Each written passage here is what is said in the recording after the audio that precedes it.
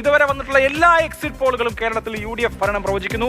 അതിൽ തന്നെ axis my India comfortable majority പ്രവചിക്കുന്നു. നമ്മൾ പോൾ ഓഫ് പോൾസ് എടുത്താലും 75-ന് മുകളിലാണ് UDFന്റെ സീറ്റുകൾ എന്നുള്ളത് വ്യക്തമാണല്ലോ. ഇതിൽ ഏറ്റവും ശ്രദ്ധേയമായിട്ടുള്ളത് ഒരു കാര്യം നോക്കേണ്ടത് തൊഴിലാളികളുടെ ഇടയിലുള്ള LDFന്റെ ആ ഒരു പിന്തുണ കുറഞ്ഞ ഒരു ഫിഗറാണ്. അതായത് 13% ഇടിവാണ് ഇടതുമുന്നണിക്ക് ഇപ്പോൾ ഈ തൊഴിലാളി വർഗം ലേബർ എന്ന് പറയുന്ന ആ വിഭാഗത്തിൽ ഉണ്ടായിരിക്കുന്നത് എന്നുള്ളത്. UDF വലിയ നേട്ടമുണ്ടാക്കുന്ന ഒരു സാഹചര്യം നേരത്തെ ചർച്ച ചെയ്ത ഒരു കാര്യമാണ്. മോട്ടോർ വാഹനങ്ങളിലെ അല്ലെങ്കിൽ കാറുകളിലെ അധിക ഫിറ്റിങ്ങുകളുമായി ബന്ധപ്പെട്ട് സതീശൻ ഇട്ട ഒരു പോസ്റ്റിന് വലിയ തോതിൽ പിന്തുണ ഇൻസ്റ്റഗ്രാമിൽ ലഭിച്ചു എന്നുള്ളത് ഒരുപക്ഷെ ഇത് മാറുന്ന ഒരു കാഴ്ചയായിരിക്കാം, അല്ലെങ്കിൽ കേരളത്തിൻ്റെ ആ മാറുന്ന ഒരു പ്രൊഫൈലിൻ്റെ ഒരു വിഷയമായിരിക്കാം. അതായത് എത്രത്തോളം നിങ്ങൾ ഈ പുതിയ തലമുറയുമായി യോജിച്ച് നിൽക്കുന്നു, അല്ലെങ്കിൽ അവരുമായി ചേർന്ന് നിൽക്കുന്നു, അവരുടെ ആഗ്രഹങ്ങൾ, അവരുടെ ആസ്പിറേഷൻസിൻ്റെ മുന്നിലേക്ക് നിങ്ങൾ എത്രത്തോളം അനുകൂലമായി നിൽക്കുന്നു, അതായിരിക്കാം ചിലപ്പോൾ UDFനെ ഇപ്പോൾ അധികാരത്തിലേക്ക് പവർ ചെയ്ത് കൊണ്ടുവരുന്ന, അല്ലെങ്കിൽ മുന്നോട്ട് കുതിപ്പിച്ച് കൊണ്ടുവരുന്ന ആ ശക്തി എന്ന് പറയുന്ന ഒരുപക്ഷെ